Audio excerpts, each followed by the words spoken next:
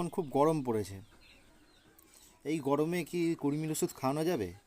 একদম না, কারণ এখন অনেক জায়গায় 40-45 হয়ে যাচ্ছে, কোনো সময় 44, কোনো সময় 45। হ্যাঁ, রাত্রিবেলাও গরম আসছে, মানে মানুষের শহর সইতে পারছে না। এই সময় যদি একটা পশু পাখিকে আপনি এই ডোজটা খান, কারণ কৃমির ওষুধ মানে কি ভিতরে তাদের যে ইয়েগুলো থাকে, কৃমিগুলোকে মারবে, তাতে কি শরীরে কি কোনো এফেক্ট হবে না? অবশ্যই এফেক্ট হয়। ঠিক আছে, তো আপনাকে কি করতে হবে?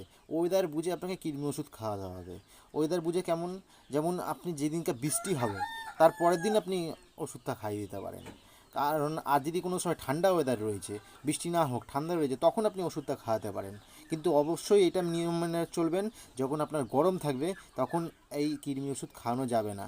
কারণ কৃমি ওষুধ খাওয়ালে তাদের এই পশু পাখির শরীরে প্রচুর ধরনের প্রবলেম হতে পারে।